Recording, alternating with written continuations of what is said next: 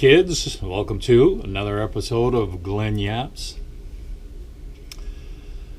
So recently I had some younger friends starting a band, and they were asking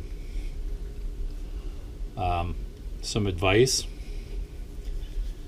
and I basically said, they're asking about PA and getting started and stuff, and I said, well, don't do what I did, because I lost so much money doing this thing that for whatever reason I always managed to do more than once. And you have faith in people and you end up getting stuck. So I said, all I can tell you is don't do what I did. I got to keep telling myself that because I've done it more than once. Anyways, back in the late 80s was when I first learned this lesson. Threw a band together, a bunch of guys, instrumental band. Called Genghis Khan. Just threw it together for a battle of the bands, and all we wanted to do was instrumental stuff. Eric Johnson, Tony McAlpine, all that kind of stuff. Just a wide variety of instrumentals for our set for this battle of the band. Worked out great. I was working at that time, I think at the body shops, doing auto body. So band threw a bunch of songs together like Rush and stuff. Did the Battle of the Bands and didn't place, but had fun doing it. So that was it. Band never went anywhere. It was just a one-off thing. Then next year comes, I think it was the year after, we do it again, and this time we're all better musicians. Bands are really tight, the songs are really complicated, and everything was dialed in really good. Did a battle of bands. Out of all the city's bands, we took second as an instrumental band. So we looked at each other and go, well, what do you want to do with this? Everybody decided they wanted to go on the road. So we couldn't find a singer locally, so I hired a singer from St. Catharines, and we waited for him to come up. He had to stay at my place till the band was ready, because all we did was instrumental, so we had to learn a bunch of vocal songs. We picked a whole bunch of stuff. We did have feelers out for other singers, but this one was the only one available. He was Rick Thompson. Great singer, great bass player. I didn't need a bass player though, I just needed the vocalist. But so get him up. We're practicing my place, get the songs all down tight. Meanwhile, I'm put this guy up in my house, feeding him. It's coming out of my pocket already. We needed a van to start with to do gigs, to move gear. So I bought a van. So I was working at the body shops, working on this van to get it ready. So it came out of my pocket, and we had some gigs, so we tried to pick gigs where there was PA system supplied, so we didn't have to bring that. But the problem with those gigs, they were okay money, but not great. So then it was like, well, I started looking for a cube van, so we could, back then everybody just rented huge monster PAs, because the bars, especially out west, they have a rider that says you got to have so much gear, so many lights, you got to have all this stuff. So I looked for cube vans, way too much money. So happened that a band, another Sioux band where I'm from, just came off the road. They were selling their tour bus, which was a full-size school bus. So I went and looked at it, and I go, okay, well, this is half set up for storing the gear and half set up for comfort. In a cube van, you just don't get that. So it's like way the odds. So I took my bank account and killed it by buying a bus, safetying the bus, and insuring the bus for starters. And nobody had a input on it money-wise because nobody had money. So it's like, okay. So I quit my job. We decided to go touring. Band lasted 3 months. 3 months. Just putting gas in this thing was a handful, but my credit card was taking it. So, and it had a few issues with it that I fixed because basically it's auto mechanics. So fixed these issues myself as we were traveling to all these bars. And then the singer lays a bomb on me after 3 months that he's giving his 2 weeks notice. He's got a job on doing the cruise ship thing.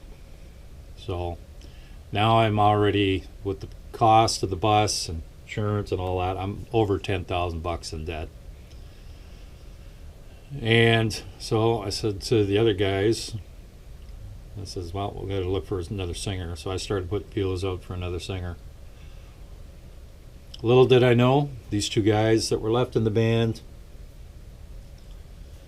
decided, after I found a local singer that was willing to do it,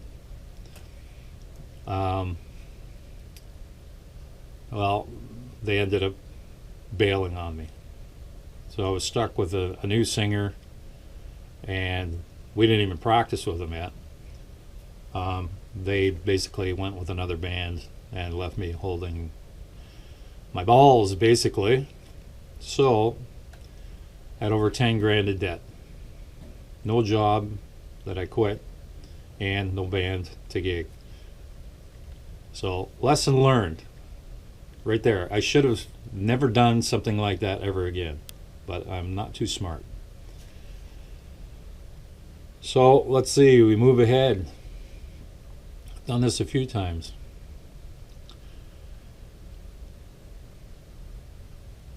We move ahead. So basically, my last band, I'm going to skip over the middle ones because we'll just go right to the end. The first time it happened and the last time, but there's times in between. Last time,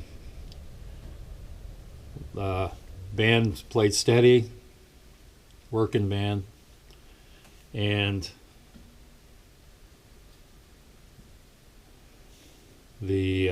I was a hired gun in this band. It wasn't my band at all, whereas the first one was mine.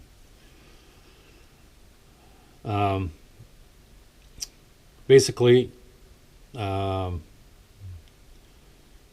PA system was owned by someone in the band, not me.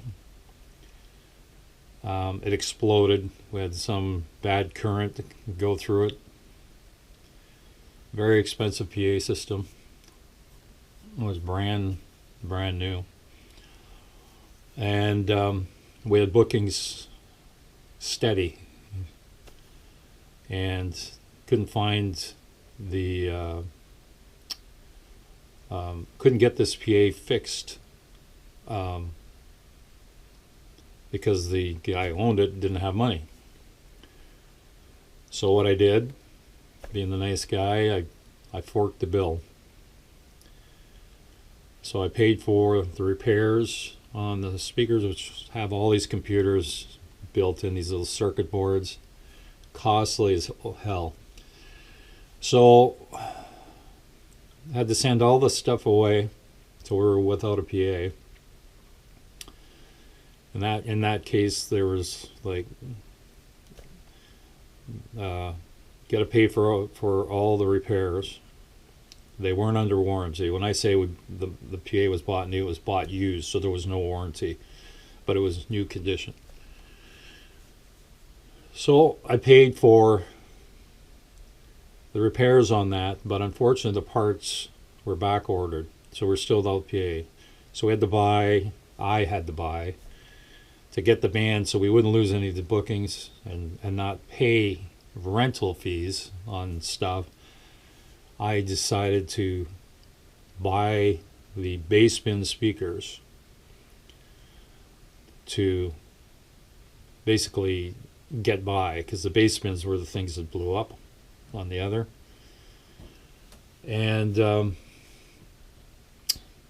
so basically we continued on with the gigs. I bought the bass bins, paid my cash, and then we ended up having more problems with speakers, and I again for the top parts of these speakers, and I ended up paying for that also.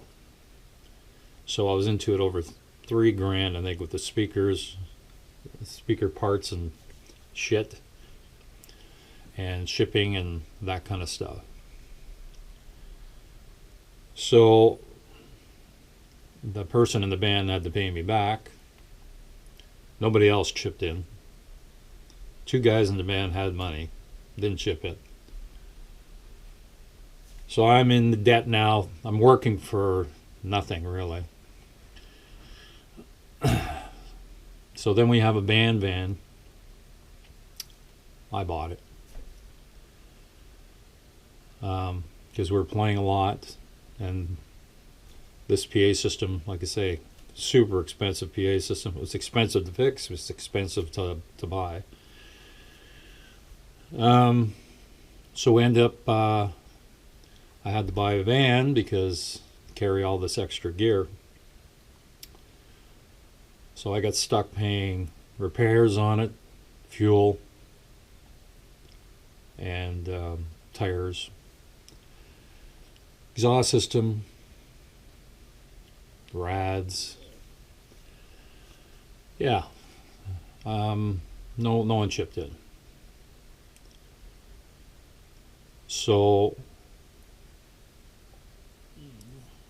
basically at that point I should have just stopped and not done anything. But I was doing favors and trying to be the nice guy. The PA system was always stored here. It was always, I was the one that loaded it all the time into the van.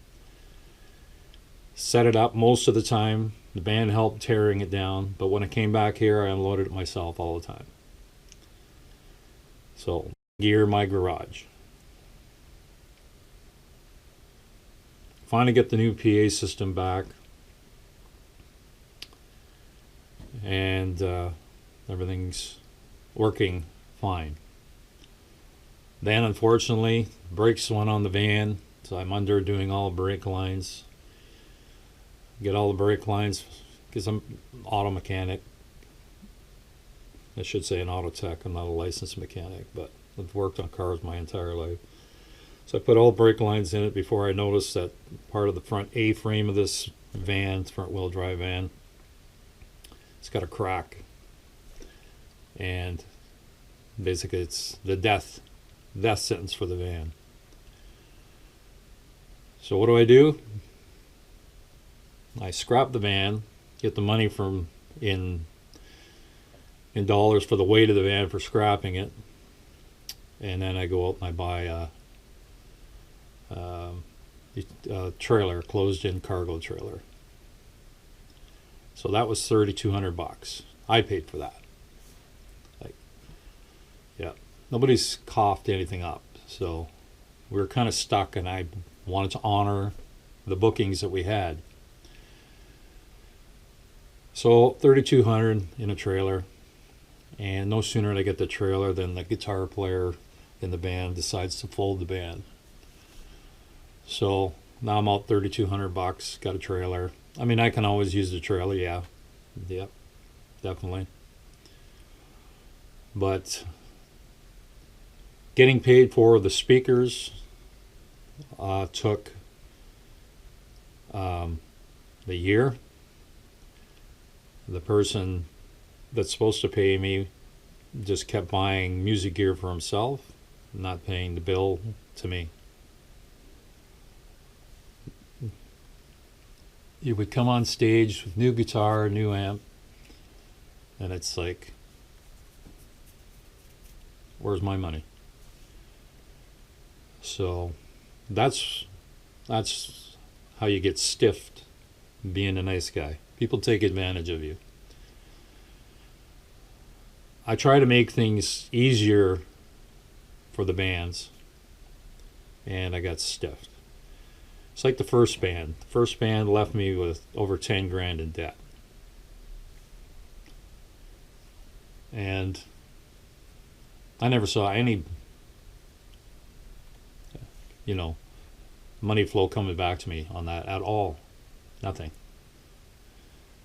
So, and it's happened a few times in between. So what I told these young guys, do not do favors for your bandmates that involve money. You will never see it. In my case, I've never seen it. Never. Yeah, never saw a penny. So, like, I got paid back for the speakers about a year later, but to watch new gear being thrown on stage, guitar gear, when you owe me money, yeah, that made me feel really good. But I'm stupid, eh? I'm trying to do things for the band as a team player, and that never works out. People take advantage of me, and they wonder why I'm, grumpy in my later years. So these young kids, I told them, don't do that. And if you do have to do something as a band, have everybody sign it.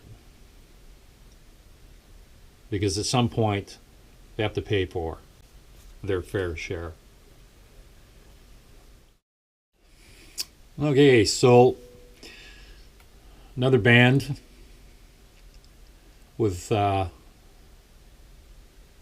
similar thing, PA system, the Vikings. And this has been in the mid-90s. We were playing steady, doing road work. PA system blows up. It wasn't ours. It was in the band with the owner of the band for years. Tons of bookings on the schedule. Needed a PA.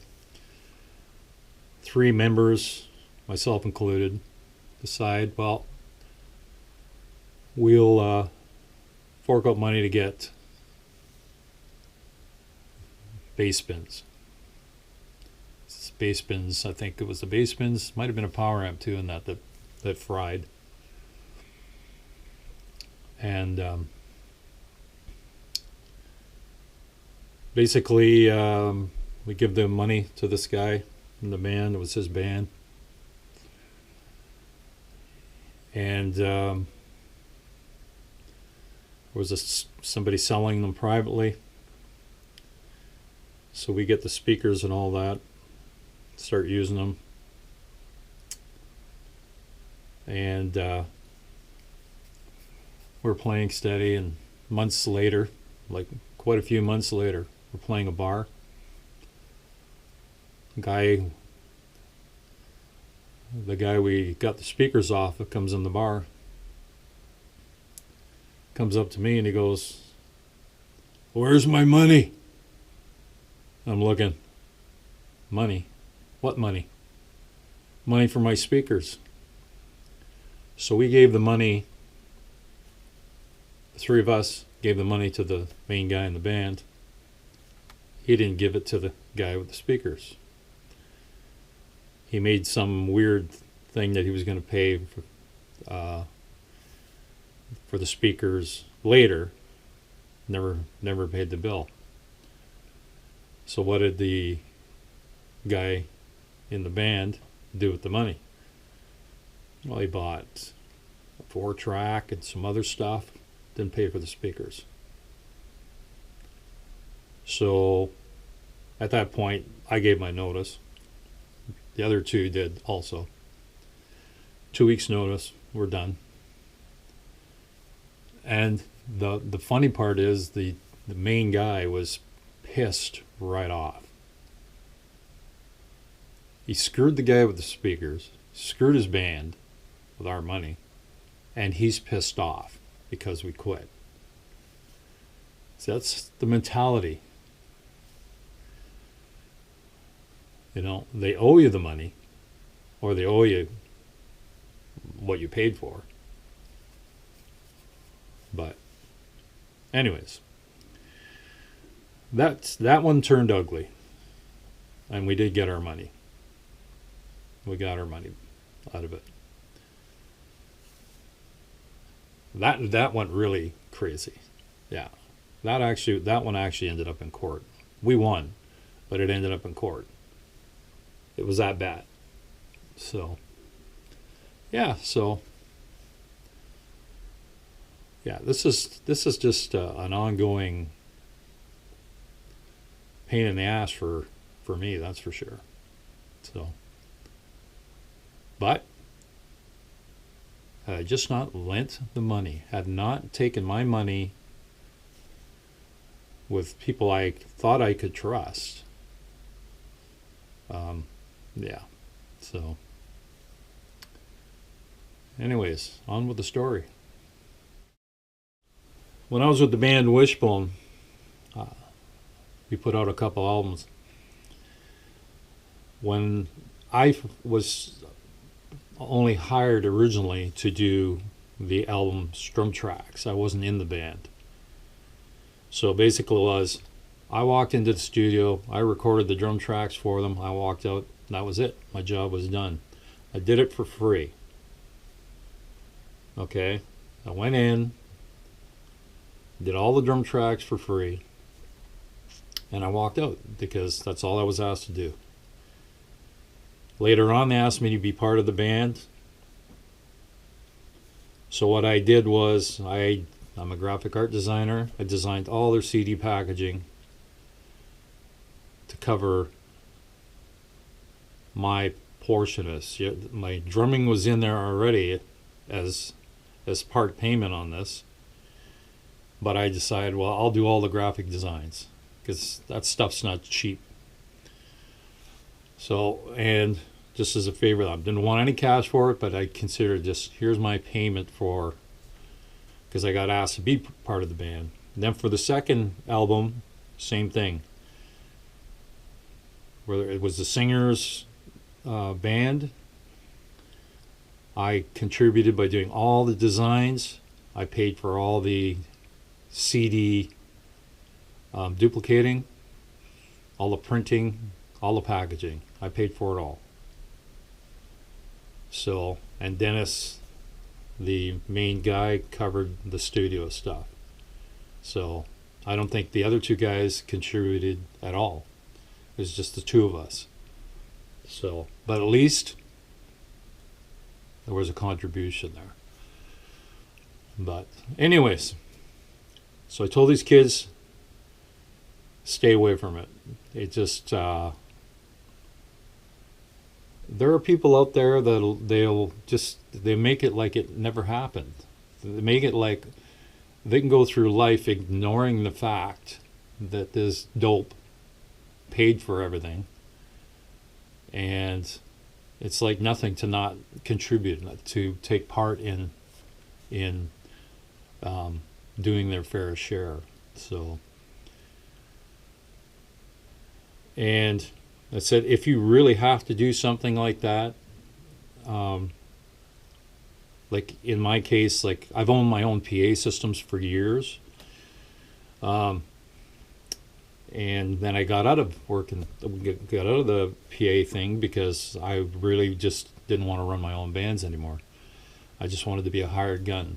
So I would basically If they needed me in a band, I would just walk into it and would go from there. I didn't have to bring a PA, even though I now have a brand new PA system, full PA. So I figured, well, I've got a trailer now, I may as well have a PA to put in it, because I didn't have anything to put in it after the band broke up. So